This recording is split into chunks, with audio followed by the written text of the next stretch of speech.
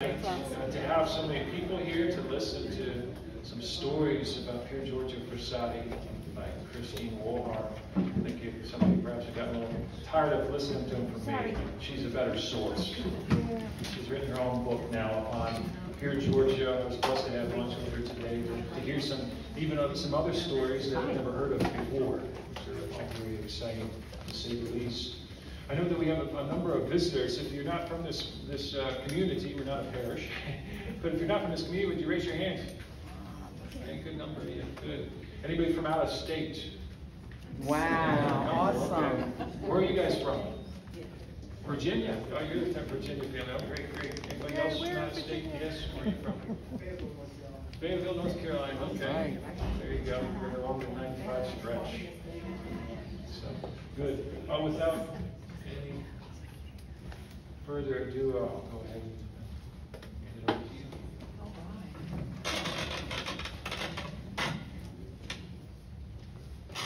Is that going to be good? Yes. We'll start with a little prayer. I know you've been praying for this last hour, which is beautiful to have been able to worship with you, but let's just ask the Blessed Mother to be with us. In the name of the Father, and the Son, and the Holy Spirit. Amen. Hail Mary. Full of grace, the Lord is with thee. Blessed art thou among women, and blessed is the fruit of thy womb, Jesus. Holy Mary, Mother of God, pray for us sinners, now and at the hour of our death. Amen. Blessed Pier Giorgio, Pray for us. In the name of the Father, and the Son, and of the Holy Spirit. Amen. Well, I'm really happy to be here with all of you. I can't even express my happiness that you chose to start your parish near the beach. Thank you. I'm really happy to be here in the beginning stages of your trying to build a new spiritual home, though, especially. And Father actually started communicating with me about 2 years ago when this was being formed, and so it's really a blessing to be able to be here in person and to see you. And thank you to so many of you who stayed, because I know what that's like. You just sat for an hour, and now we're going to do this again. I'm going to speak probably about 45 minutes. I'm half Italian, so I only speak half fast, more than most people.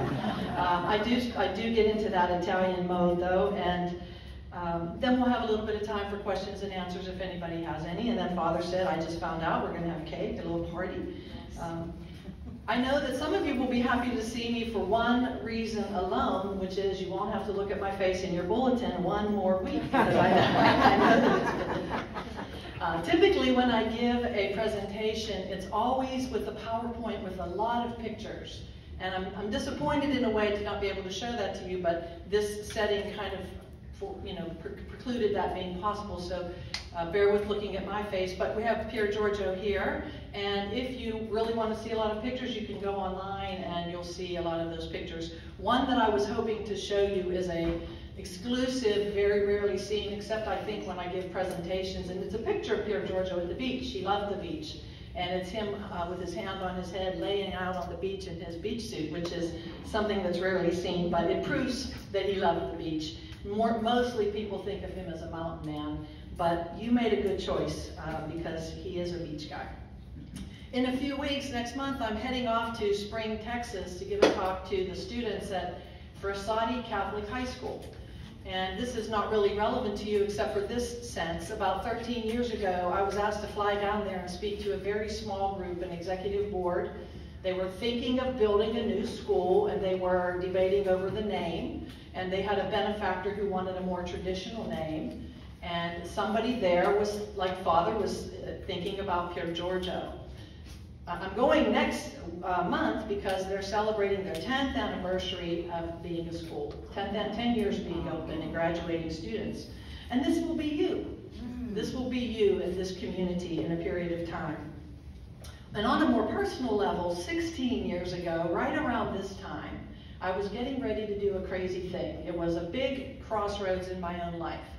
Leaving my professional career and heading off to Italy to do I really don't know what.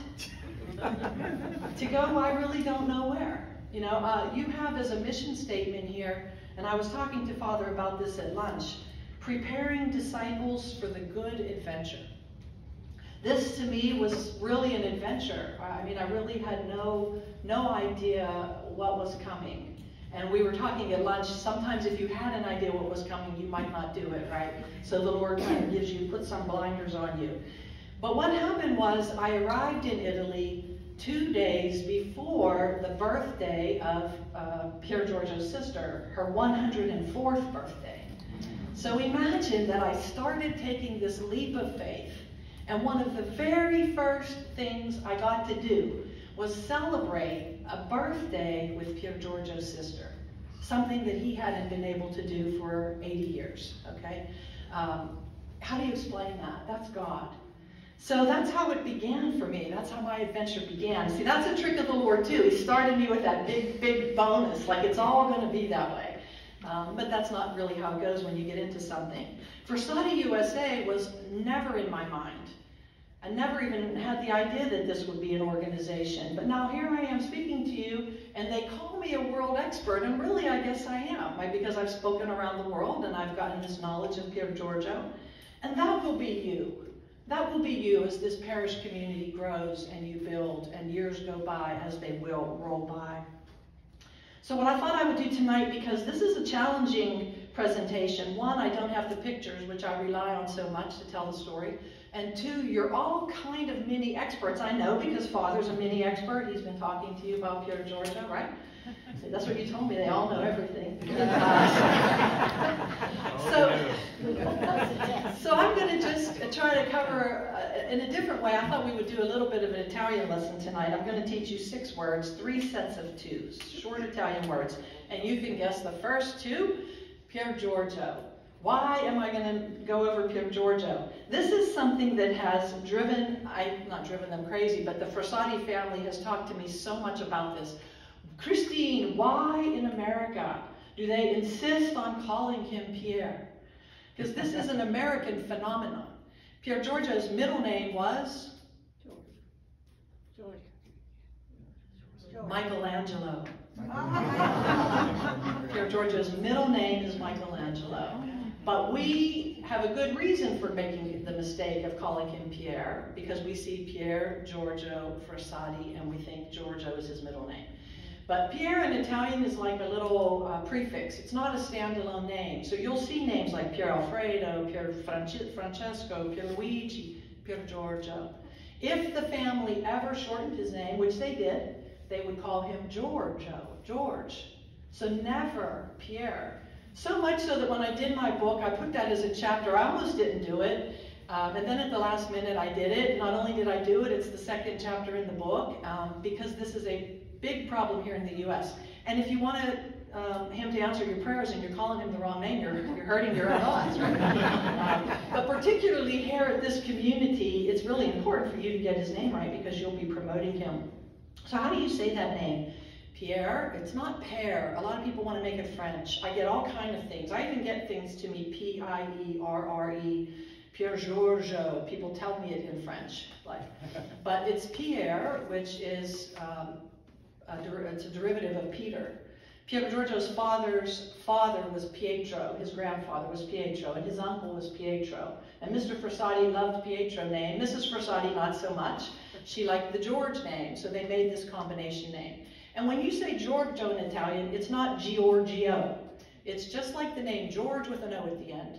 And the accent in that is on George, so you just say Pier Giorgio. Let's try. Pier Giorgio. Didn't that just sound Italian? But except you made one mistake. I was the only one that went like that. That's right. If you really want to say, you got to do that. So we never shorten his name. And if we do, Giorgio.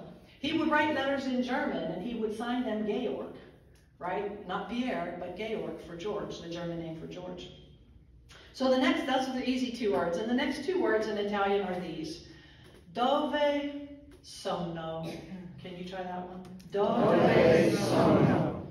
Dove sono. And normally I never talk about these 2 words. They don't often go with Pier Giorgio. But one day I was on a train leaving Turin.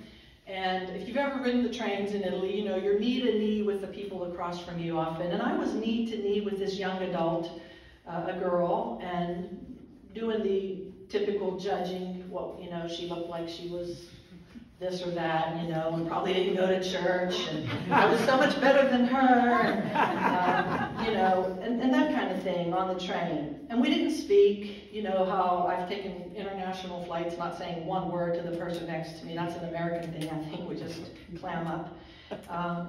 And then what happened was I had some food with me to eat. It was a long train trip. And I'm one of those people that makes the sign of the cross and prays before I eat. Radical, right? And she saw it, and she started to talk to me. And guess what? Guess who wasn't somebody that didn't go to church? This girl actually had just come from a young adult Catholic conference. She was Italian. We started speaking in Italian, and I noticed that she had a wrist bracelet, a piece of fabric, and on it were the words, Dove sono. Can you say it? Dove sono. Does anybody know what that means? Where am I? It means, where am I? I wonder, why is she wearing a bracelet that says, where am I? And so we started to talk about it. And she said, well, do you know in the Bible, in the story of the Adam and Eve in the garden, when they sinned and they realized they were naked and they hid in the garden, and God went looking for Adam, and what did he say to Adam? Well, I don't think they spoke Italian. But I like that answer.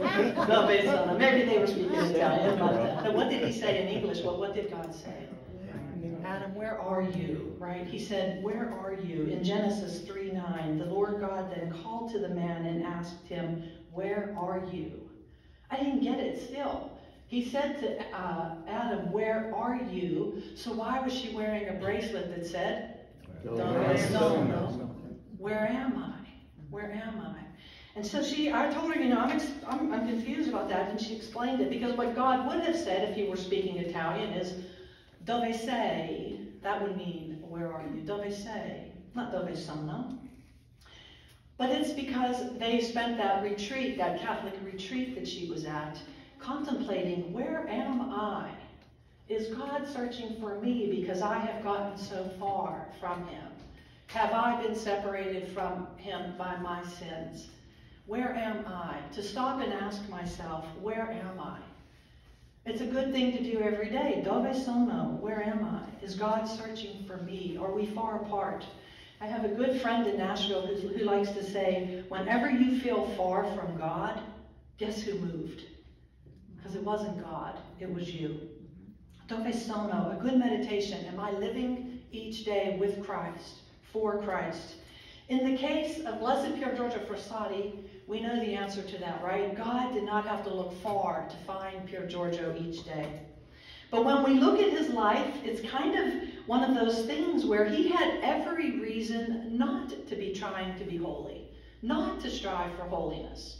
Because on the surface, he had what's our new American dream. You know, maybe it's always been part of it, but he had wealth, good looks, athleticism, friends, pretty much anything that we would look at young adults today, and that's kind of like the be-all and end-all.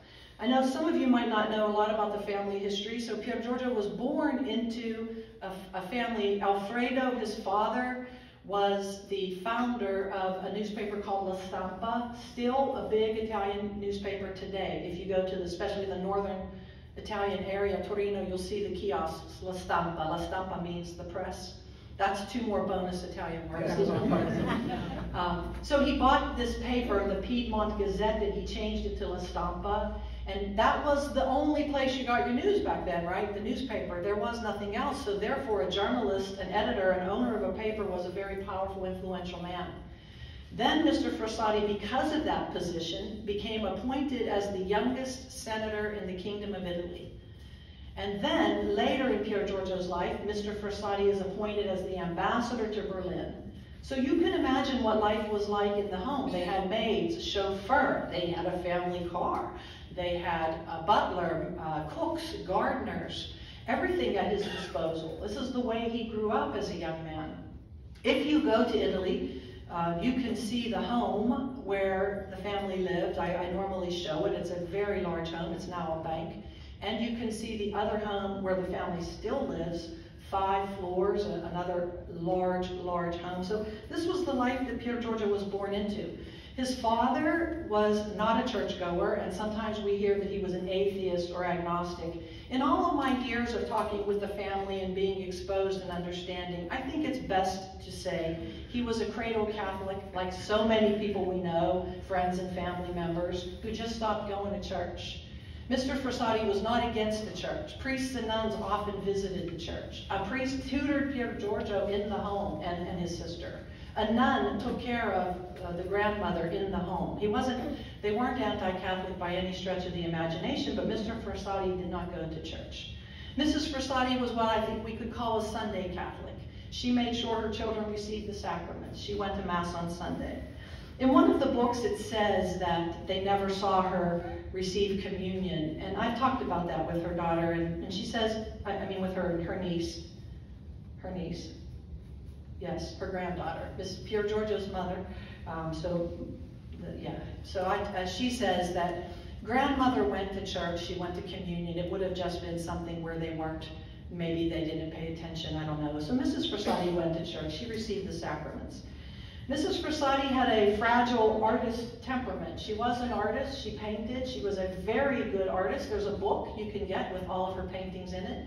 The King of Italy purchased one of her paintings and brought great honor to the family. Mr. and Mrs. Frassati didn't have the best marriage, though. They were, in fact, at the time of Pier Giorgio's death, you learned that they were on the verge of a legal separation. The family that prays together stays together, right? That's a good lesson, and they weren't praying together. They had a difficult marriage relationship, and that was part of Pier Giorgio's upbringing as well. He had one younger sister, Luciana. That's who I celebrated her 104th birthday with. They were 16 months apart, and they were raised like twins. They received their first Holy Communion together, they made their confirmation together, they were put in the same grade in school. They were raised like twins, and if you see some of the pictures of them as young children, you'll see they practically look like twins. Pier Giorgio was an athlete. He did just about everything: skiing, mountains, horseback riding, biking, really anything you could do. Pier Giorgio was the kind of person who did it. He, like I said, loved the beach, he loved the mountains, he was good looking. Sometimes we'll say he had movie star looks, and you look at some of the pictures and you can see why. He had a great group of friends, he had a great sense of humor, but he wasn't raised in a home that we would say would be the home that would produce a saint. And all of these things that I've just said really are, again, reasons why he would have just been able to ignore God or trying to be holy. In fact, if he didn't go to church on Sunday, there probably wouldn't have been any uproar. His father didn't go. So how did that turn him to this striving for holiness? How did we get here today? His grandmother, Linda, his mother's mother, had a little more spirituality, and she instilled in Pier Giorgio the custom, I would say, more or less, of praying for the holy souls in purgatory, something that she really, impressed upon him, and he did this so much. He would offer masses for the holy souls. When they would climb the mountain, he would pray for those who lost their lives up there. So this came from his grandmother, Linda.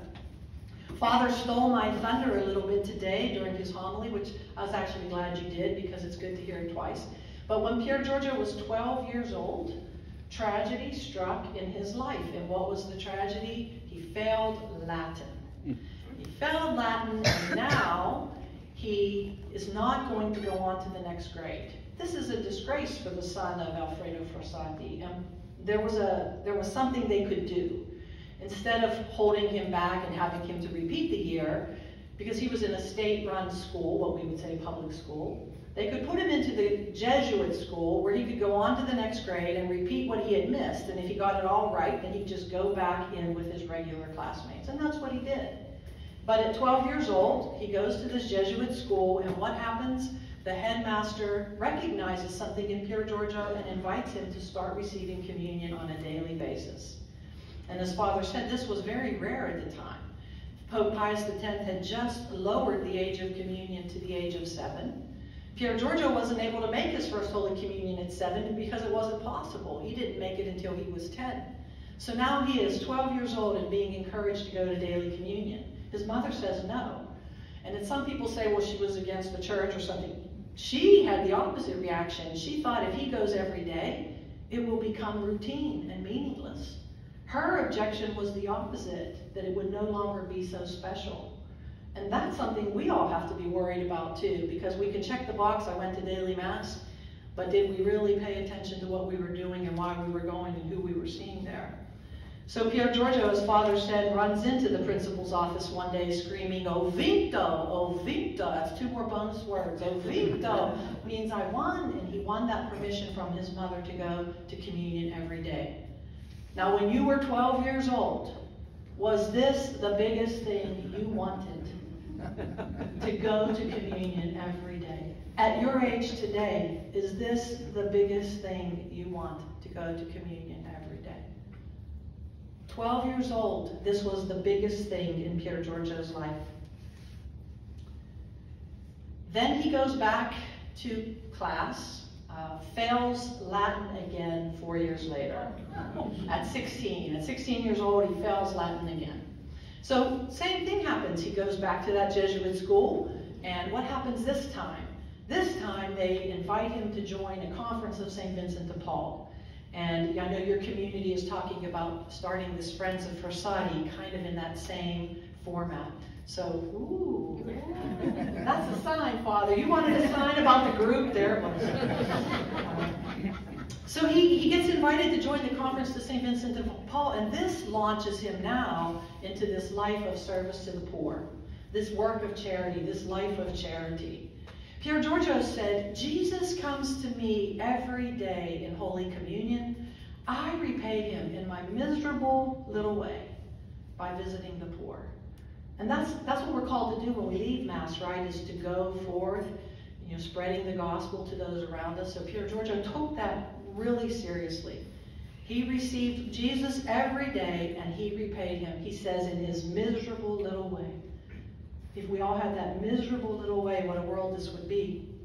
Pier Giorgio, sometimes people say, oh, it would fill a book if you knew such and such. But in fact, with Pier Giorgio, it fills a book. His sister wrote an entire book just filled with his works of charity. And guess what it's called? His Charity. So unfortunately, it's not ever been translated into English. It's probably the most beautiful book, I think, that I've read about him. What would he do when he was a little boy? Famously, a knock at the door, a woman at the door with a child with no shoes. At 4 or 5 years old, Pier Giorgio takes off his own shoes and socks, hands them to her, and closes the door so nobody will see what had happened and take them back. He's in Berlin because his father's the ambassador, and it's sub-zero temperatures outside. And he comes home without his nice overcoat, and his father asks where his coat is, and he said he gave it away to a poor man on the street. This is too much for his father. Why would you do that? His answer, because he was cold. He was cold. Pier Giorgio would be seen pulling a wooden cart through the streets of a family's belongings, everything they had, because they were thrown out. I don't know if you've seen the movie of St. Bernadette. It's a scene in there of her father with everything on the cart as they go to live in the prison cell, the Subaru family. And I think of that image when I think of Pier Giorgio, going through the streets with poor people's belongings in a cart, pulling that cart. As the son of an influential politician or journalist, he had first-class seats at the theater and the opera and on the train. But he would sit in the cheap seats, and he would ride third class. When his friend said, Pier Giorgio, why are you riding third class? He said, because there is no fourth class. Dove sono? Where am I? Am I there in that spirituality? I remember when my mother passed away, she was short Italian and heavy set, and she had this red pea coat kind of, and I don't know why I got it, because I have red-headed brothers and sisters, and I'm Italian looking, and I had my mother's coat in the closet for 10 years. I never wore it once. It was a sentimental thing. But these stories of Pier Giorgio giving away his clothes, and I had to look at that coat in the closet and say, what am I doing? Dove sono? Where am I? I mean, somebody could use this coat, and it finally compelled me to give it away. But how many things do we have that we just hold on to? And he took off his coat. He took off his shoes. Pier Giorgio was known as the guy with empty pockets.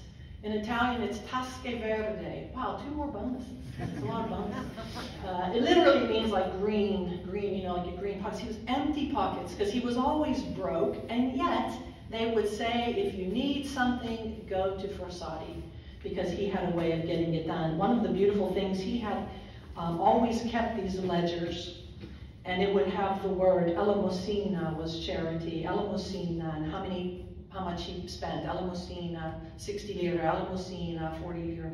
And then it would say cigarro, because he smoked a cigar, which he blamed on his mother, right? He said, I was weaned at my mother's, on a Tuscan cigar, I was weaned at my mother's breast beneath a Tuscan cigar, that his mother was smoking these short, stinky cigars. And his niece Wanda said to me, Christine, they were not the nice cigars, they were these terrible, stinky cigars. But he would write down every penny that he spent, and he was always robbing Peter to pay Paul, and doing these works of charity. If you need something, go to Frassati. Pier Giorgio said, what would life be without acts of charity? This, I think, is probably one of the most well-known things about him, his lack of charity, one of his 3 apostolates that he spoke of. But the one that he thought was the most beautiful and the most necessary was what he called the apostolate of persuasion. So he said to go among your friends and tell them about to follow the ways of God. Even though it might be strewn with many thorns, there's many roses. How did he go among his friends? This is what they said about Pier Giorgio. He made religion look interesting and attractive by the way he lived it. That's how he persuaded people, not preaching and condemning and judging and heavy-handedness, but by invitation and persuasion and living it. He lived it first. When his friends and he would go mountain climbing or skiing on a long trip, they would come down the mountain and his friends would find a place to get something to eat and drink right away. Pier Giorgio wouldn't be there. Where was he? In the local church, giving thanks to God that they made it safely. So he didn't have to say to his friends, you should go to church and thank God for it. He was doing that himself. So he was modeling these things. Pier Giorgio could ride this difficult horse that was his father's horse. It was difficult to ride. And the people testified endlessly about seeing him on that horse going through town. And every time he passed a church, and in his little mountain village there are about 3 or 4 small churches, he would stop to make a sign of the cross because the Blessed Sacrament was present. And the horse looked like it was genuflecting, people said, because the horse was so used to him stopping to make the sign of the cross. I was raised to always make the sign of the cross passing the Blessed Sacrament. I mean, I'm driving on the interstate in Nashville, and I know St. Anne's is way off over there, and I make the sign of the cross, and I know someone in the car is thinking, what is she doing? Well, we're on the interstate, right? We're not even in front of the church. But this was a witness that he made that said something to his friends. It's something that I think is a little thing, if nothing else we can do, is think about how we make the sign of the cross. I like to joke about how I have 5 brothers. We were a big baseball family. My brothers even had a sandlot team when they were older, and my dad coached them. And you give the baseball signal for the bunt or the steal or the squeeze or something. And I look at people making the sign of the cross, and I think they're third base coaches. They're like, I mean, that's what it looks like to me. I'm like, are you playing baseball or going to church? I'm not sure. But he made a reverent sign of the cross, which they said in those times when it was so anti-religious. This was, at a minimum, you would be called a moron, but more so, it could have been subjecting you to greater persecutions. So how do we make a sign of the cross? Dove sono in my representation of Jesus with the sign of the cross? Pier Giorgio persuaded his friends in creative ways. In the book, in the 3rd chapter, talks about his pool playing days. So Pier Giorgio famously would wager on pool games. And if he won the game, the loser had to do was go to church, go for adoration with him, or go to Mass. So that was a fun way to persuade people to get to know the Lord a little bit better. If he would plan a mountain trip, he might have asked the parish priest to meet them somewhere along the way. And then he would act surprised and say, how wonderful, here's Father. We can all go to confession. Just a little bit of a subtle way of persuasion, of modeling. They would be on long train rides, and Pier Giorgio would lead the rosary. It didn't matter if anybody prayed it with him, but he would lead the rosary. He would be on his knees praying when they were in those mountain hostels on ski trips. And his friends would see him there praying, kneeling at his bed. This was actually a great witness for me of my own father. I used to see my dad till the day he died, kneeling at his bed, saying his prayers. And I'm ashamed to say it took me until this year to start that practice. It took me until this year to start that practice. Pier Giorgio loved to sing. He recited poetry. He was tone deaf, so the people around him didn't enjoy his singing as much as he did. But he said, what difference does it make? It's important to sing. And they said nobody laughed at Pier Giorgio because he was who he was. 24/7, that was Pier Giorgio. He wasn't putting on. He wasn't trying to be some Catholic guy. He was that guy. It was who he was. And he was just living what he believed. It was authentic. It was real. So what was Pier Giorgio's path to holiness? Because my book is called Finding Frassati and Following His Path to Holiness. It's a simple path, and that's the beauty of it. The number one thing people say to me about Pier Giorgio is he's so relatable. And I bet if I asked, every one of you has something in common with Pier Giorgio. More than one thing in common with Pier Giorgio. Like I said, I'm from a sports family, and sports is the fundamentals. I coached volleyball and softball and with the girls. I used to say, I don't care if we win or lose, but let's look good doing it. Like, let's practice the fundamentals and play like we know this game. My father was in the Pennsylvania Horseshoe Pitchers Hall of Fame. I was like, Dad, could you have taught me golf or tennis instead of baseball and horseshoes? You know, I could have been somebody instead of a horseshoe player. But horseshoes, golf, baseball, whatever, it's the fundamentals. And life is the fundamentals. And being a Catholic, a good Catholic, and following a path of holiness is the fundamentals. And that's what Pier Giorgio teaches us. Because the church has given us all of the tools to be holy. And it's the exact same tools that Pier Giorgio had. Mass, he went daily, unless something drastic would have had to happen for him to miss Mass. Frequent confession. I tell in the book one of my favorite stories about Pier Giorgio going to confession on the street to a priest. It shook that priest up, but Pier Giorgio was happy, went away happy. Frequent confession. Adoration of the Blessed Sacrament. Pier Giorgio belonged to 2 nocturnal adoration societies in the middle of the night. His mother would hide the flyers. They would put in Italy, they would circulate these flyers about all-night student adoration. And she would hide the flyers, not because she was against adoration. His parents were worried about his health. He was falling asleep at his bed praying the rosary and staying up during the night to go to adoration as much as he could. They said that if his parents would have permitted it and his studies would have allowed it, he would have been in adoration all the time. And so his parents were kind of concerned about that, not against the Lord, but worried about their son. He prayed the rosary every day. He became a lay Dominican, and he prayed the divine office of the little office of the Blessed Virgin Mary. He read the Bible. He translated the scriptures. He carried the epistles of St. Paul the Apostle with him. He loved the epistles of Paul. That was his favorite saint. Pier Giorgio fasted regularly. He read scripture, as I said, and he lived a life of service to others. So these things don't require an advanced degree or money or good looks or a big home or a fancy car. They only require a desire to love God and to love our neighbor. That's it. It's the exact same tools that he used, the fundamentals that he practiced, every single one of us can do. In fact, I didn't bring my missal with me this evening, but if you have a missal and you go to the back, it actually has in the back a spiritual plan for being a good Catholic. It kind of made me laugh when I first saw it. And basically, that's your spiritual plan. You do this daily, you do this weekly, you do this monthly, you do this annually. If you do these basics, they're all the basics, all the fundamentals. Pier Giorgio lived in times like ours, so it was no different or easier for him. He lived at a time when fascism was on the rise. Mussolini comes to power, and Pier Giorgio's father resigns immediately his ambassadorship because his father was a strong patriot, a strong Italian, and he would not serve as ambassador in a fascist regime.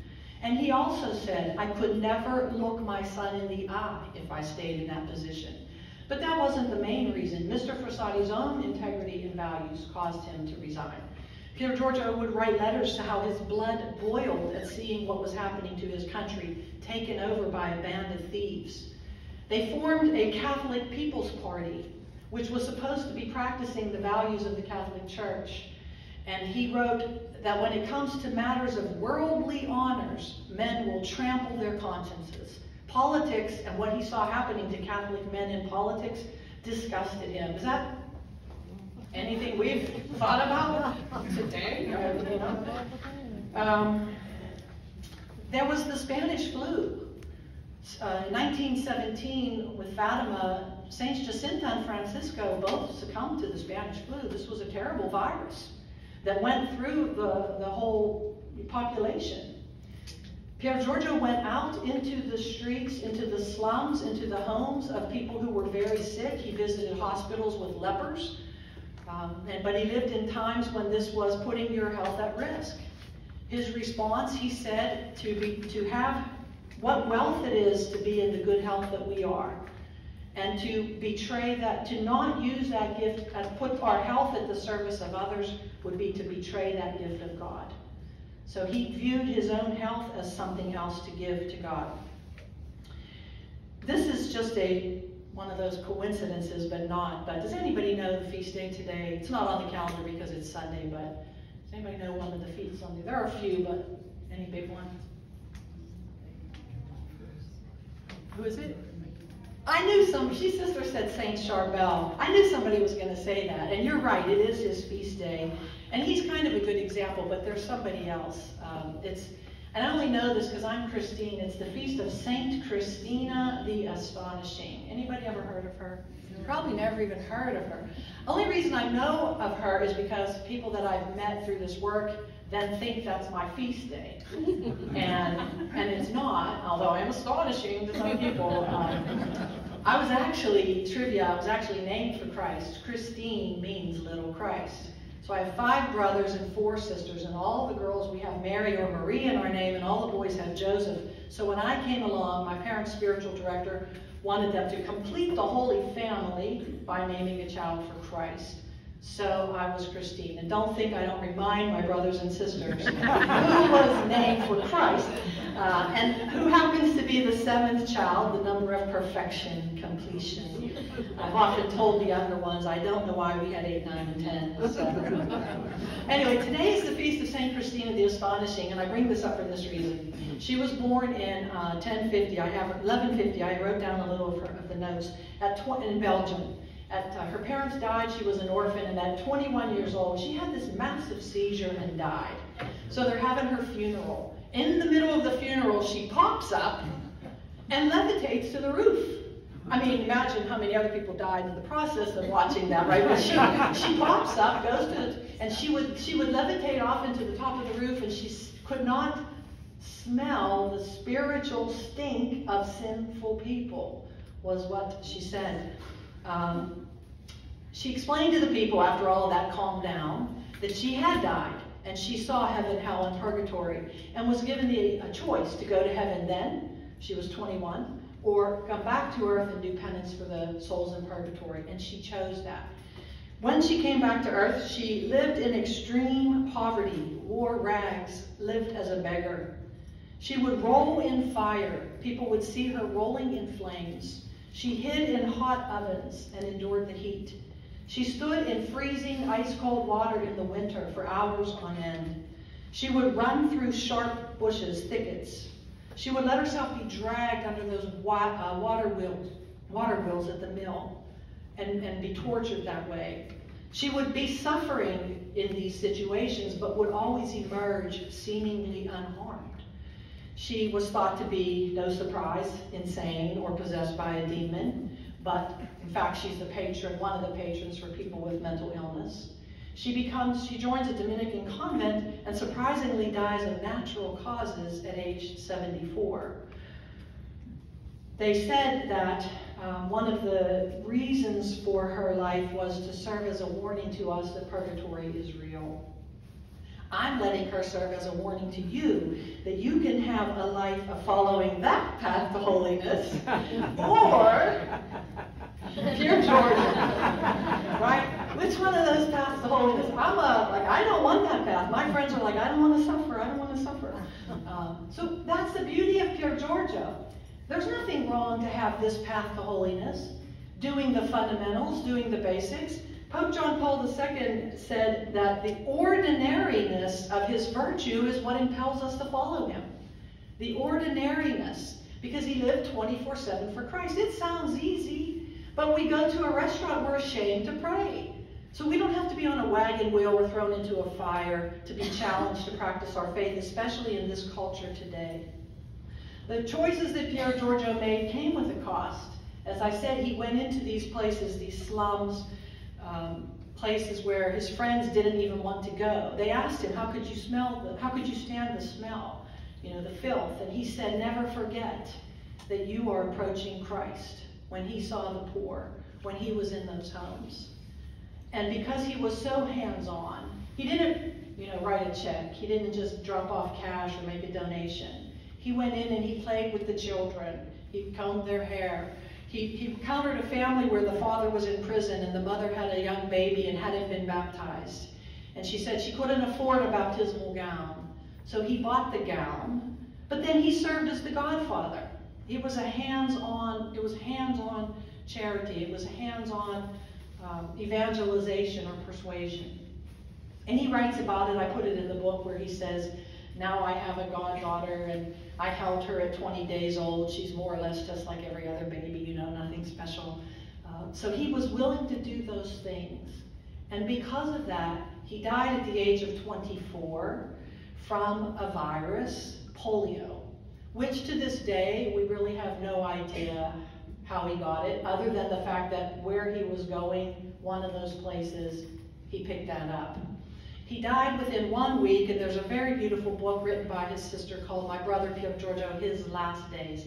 It's only 100 and some pages long. It's a very moving account, and the chapters are like Saturday, Sunday, Monday, just going day by day to his suffering. He suffered in silence because his grandmother, Linda, the one who had taught him how to pray for the holy souls, she was dying at the same time of natural causes, of old age. He wrote a couple letters to his friends saying, pray for my grandmother, she's really not doing well. Well, he begins with this polio the paralysis of polio, his limbs not working well. And he's dragging himself down the hall to pray at his grandmother's bed. And he has a fever and he's throwing up. And his mother says, at a time like this, when we need you the most, you're basically good for nothing. He doesn't say what's wrong with him, although at one point he starts to beg the maid to call the doctor. They say, don't bother the doctor, he was just here at night for your grandmother. So he basically dies in a way, a silent martyr, suffering in that way. His grandmother dies on July 1. Pier Giorgio dies on July 4. We just had his feast day. I'm glad to be here in the month of July, 3 weeks after his feast day. And I love that it's the 4th of July, his feast day, because I get to celebrate it with fireworks every year in this country. So 4th of July is his feast day. He died and thousands of people came out to the funeral. Thousands of people filled the streets. I have a photo to show of the coffin being carried, and they had to close off the streets because so many people poured into the streets that it was overflow. They couldn't even get into the church. And this is when the poor people that he had served realized that he was the son of this wealthy, influential family. And this is when his family realized what their son had been doing. All of those times when he was late getting home from meals. All of those times when he wasn't getting the best grades in school, and so on. His father says to his mother, we didn't know our son.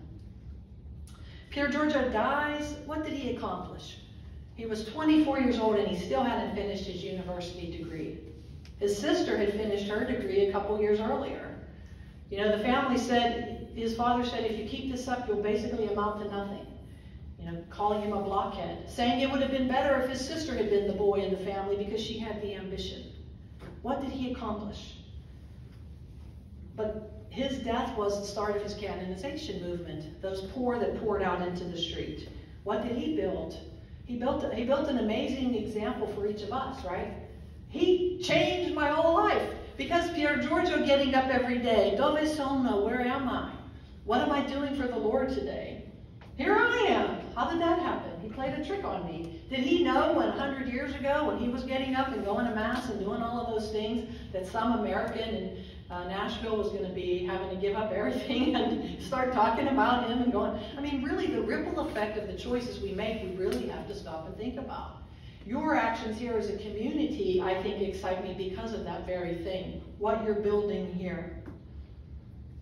You're being impacted in your mission here by the way Pier Giorgio lived his life, right? His living of his life, just living the fundamentals, striving for holiness, and now you say that prayer before Mass. You contemplate having a parish named for Pier Giorgio. The last two Italian words you already know, but I have to say them and make sure you say them right. Verso l'alto, verso l'alto. It's actually three words because that L apostrophe stands for the, and Italian, that's a contraction, like we have that is, that's. They have the top, the, la, alto, but they have two vowels together. They eliminate one and put an apostrophe. So l'alto is actually two words at the top. Verso, it's V-E-R-S-O. Verso l'alto. Let's try it out. Verso l'alto. Again, I'm the only one. Verso l'alto. You see, you say it much better when you go. I mean, it's true. Actually, that's true. When I'm in Italy, if I talk like an American, my Italian's terrible. When I start doing this, I know I'm really communicating. Verso l'alto. He wrote this on the back of a photo. People like to, I'll hear people say it was his motto, which is not true. He wasn't going around saying, Father Day, verso l'alto. He wasn't doing that. He liked to collect photos. He had photo albums. He collected postcards and things. And on the back of this picture, because he was into photography, his mother was an artist, they had, thankfully, so many photos, or we wouldn't have the beautiful things we have today to look at him. But he would write captions on all of his pictures. And on the back of this photo of him climbing the mountain, you see him from the side on the rocks. And this is a prayer card, and it's a poster. He writes on the back, Verso l'alto. This turns out to be prophetic because it was the last time he would climb a mountain, not knowing. It was in June, a month before he died. So he doesn't know this will be the last time, but he's looking up. It's a beautiful posture. And for us, it's really that reminder that that's what we're doing, right? We're trying to go verso l'alto. We're trying to go to the top. So every day is the journey when we ask that question, dove sono? Where am I? We hope the answer will be verso l'alto, that we're going to the top. Because we're on this journey, and you know in the journey you're either going up or down, you're not standing still, right? So every day we have to take that next step, that next movement on the path. Pier Giorgio, one of his most famous quotes was that we should never just exist, but live, right? And we have to ask ourselves, am I living or am I existing? Am I responding to what God's asking me to do? Am I just checking the boxes? My parish priest likes to say, you know, what do you get good at doing twice a year? He says it during Lent when you have to fast twice a year, twice, Good Ash Wednesday and Good Friday, and people, you know, complain. Like, what do you get good at? How many golf tournaments were? How many people won the Masters who played golf twice a year? How many people won anything or did anything? How successful are you in your work if you applied yourself twice, 2 times a year? As Catholics, it's not even enough to do it once a week, right, Mass? So we have to ask ourselves, what are the choices that I'm making, and how am I really trying? Do I have a spiritual plan that I'm working on every day? Dove sono? And something to remember is in Pier Giorgio's family, he had an older sister. She died in infancy. She was 8.5 months old. Then came Pier Giorgio, and he lived to be 24. And then we have Luciana, his younger sister, who lives to be 105 years old. I got to be at her funeral. I was in the house the last month of her life. 105 years old. But how do we know if we're going to get 8.5 months or 24 years or 105? We don't know. So holiness is not something that we can put off. 2 days ago, I got an email from a woman who just now is finding Frassati. She's 64 years old, she wrote me. She has twin sons, the same age as Pier Giorgio when he died. This past Christmas, the night after Christmas, one twin shot the other twin. On his way out of the house, shot the father. Took the family dog in the truck. It was in Michigan. The roads were snow covered. Wrecked into a tree, shot the dog, and shot himself. January 7th, 7 months ago, she buried both of her twins. Her husband lived. She buried those twin boys. Those boys went to Catholic grade school and high school. They were youth group, young adults in Catholic ministry. All of the testimonies in the obituary, I looked it up, were how much joy they brought into the Catholic community. But your path of holiness is something that St. Peter tells us we have to be vigilant and sober, because the devil is prowling like a roaring lion looking for souls to devour. We cannot take any day for granted. Every day is a gift. Every day, dove sono? Every day am I going verso l'alto? Am I going to the top? Because we cannot let down in our spiritual lives, especially now in the culture that we're living in. So, the beauty of what you're doing here, I think, I'm excited obviously because of the Frassati connection. I love going to Mass and hearing the priest say during consecration, Pier Giorgio. It doesn't happen a whole lot in this country, but it'll probably happen more, I think. Yes, you're trying to have this physical building. Yes, that would be a wonderful thing. But what you're really building, what you've already begun to build, and what I've already seen you successfully building, is the community of faith, hope, love, and joy. Perseverance, as Father spoke so beautifully about in the homily this evening. That's the model that you're giving, because who comes to a school with plastic chairs down every direction to go to Mass? Right? That's a commitment that you're making, because you have this desire to do this beautiful thing, to live the good adventure, to transform the culture here in this area where you are. So I'm excited to be here, to be a part of this journey, to be seeing the beginning, because I know in 10 years, Father's going to say, come back, we have this beautiful parish, come back, we're having our 10th anniversary or 20th anniversary. He's like, I'm not going to be here anymore. Will I be here? I don't know. Will I make it on the flight home? I don't know. But it's a beautiful thing. It's a beautiful thing to be at the beginning, and the way you get successfully to the end is to live it every day. So we'll review our Italian lesson, and then I'll stop and see if anybody has any questions. Pier Giorgio. See you go.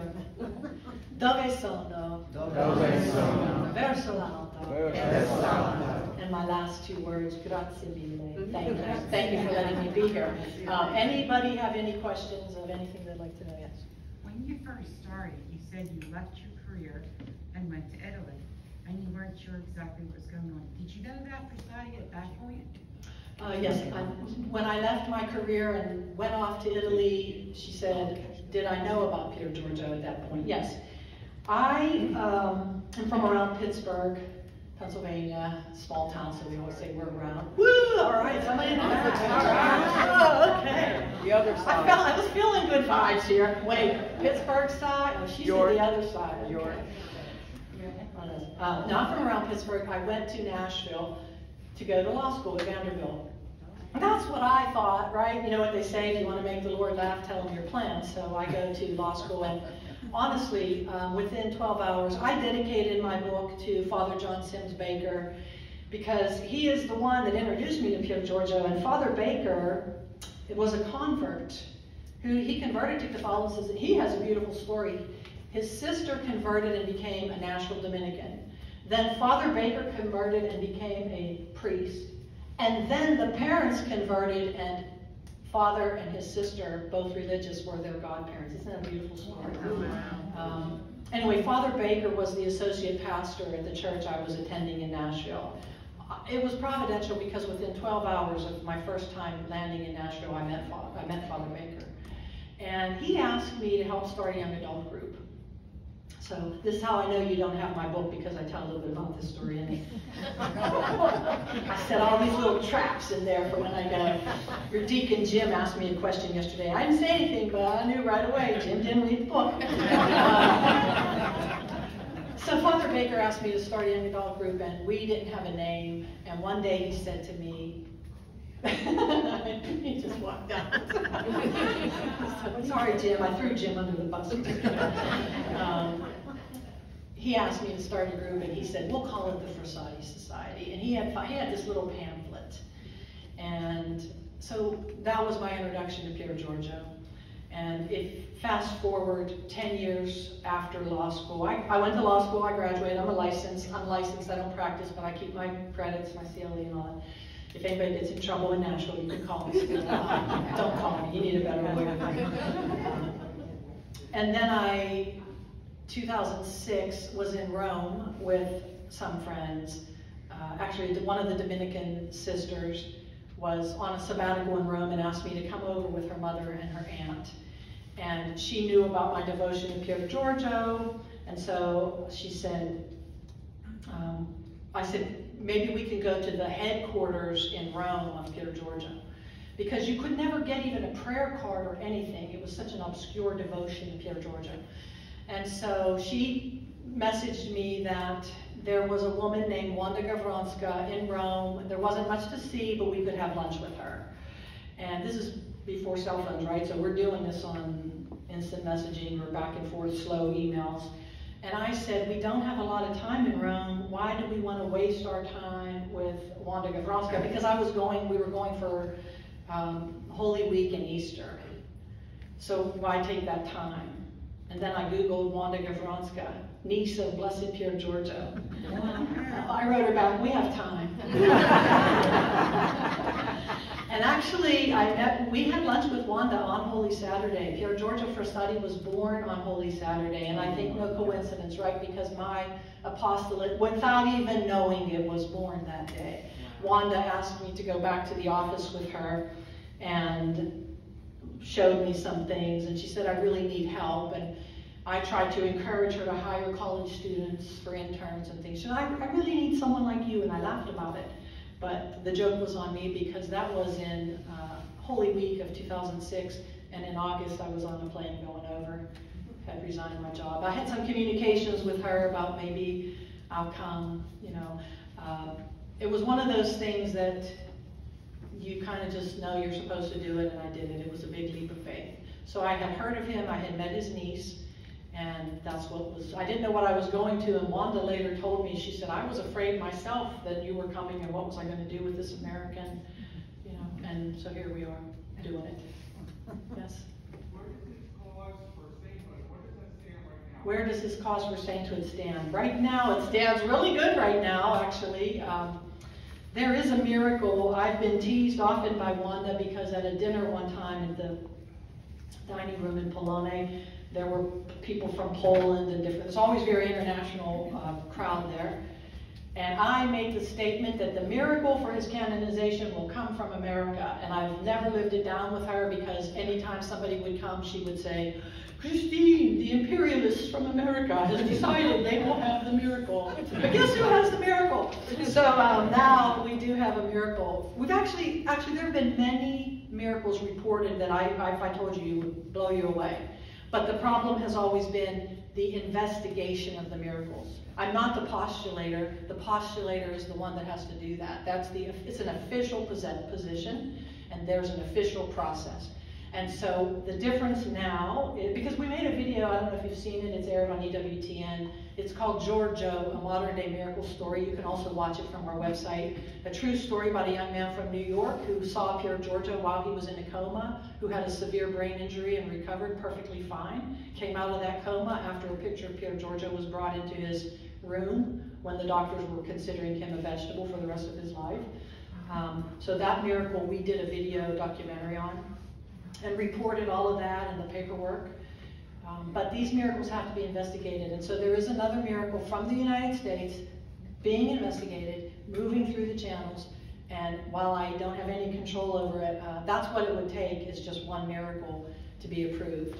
So this community especially, I urge you to pray the canonization prayer. I brought a bunch more of those third-class relic cards that have the canonization prayer on there. I think that was Father's enticement to get people to go get cake, right? You can pick up a holy card. You can pick up a relic card. No, those are here. You can pick that up and pray that prayer. So we'll see. But yeah, I hope that we're going to be calling him Saint Frassati soon. Wasn't there was a young boy in Pennsylvania too that was up on the roof? That's Kevin. He's from New York. He's from Long Island. Okay, but he was going to school in Pennsylvania. I watched that on EWTN. Yeah, right. you can Google it and bring it up. It's a great story. She said you can Google it or bring it up, or she watched it on EWTN. I watched, yeah. However, FrassatiUSA.org. If you want to go make it easy, it's on the website. It was a great story. The parents Yes. were, and then he talked, and just so moving.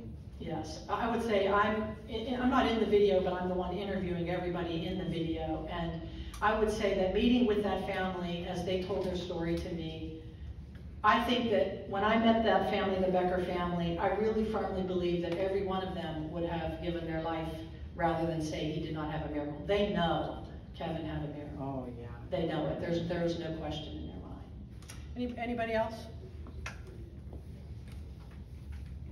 Did you bring enough books for everybody? Did I bring enough books for everybody? I did not bring any books. We had a little snafu there, right, Father? Father actually had to buy them at full cost, and he has a few, but he bought some books, and I told him I'd be happy to sign them, but I think that you're going to have to pay premium because they're 25. They're not that expensive, but that was what happened to get them on short notice here, I guess. But you're benefiting, you're just, Father, you're just giving the money back to where it came from, to your own community, bought those books. Is Pier Giorgio's coffin still in Turin, Italy, in the church? Where's his coffin? Yes, Pier Giorgio. If you've ever been to Turin to see the Shroud of Turin, you walked right past him. Maybe you didn't know it.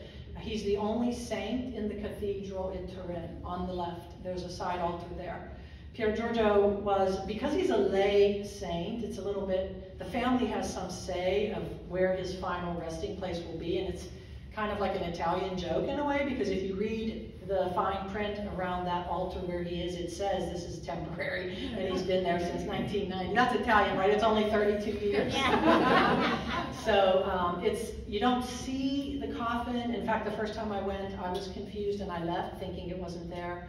So Pier Giorgio's mother was a painter. When he died, you know, the Frassatis were transformed a lot with the loss of their son, as you can imagine, and she stopped exhibiting her painting.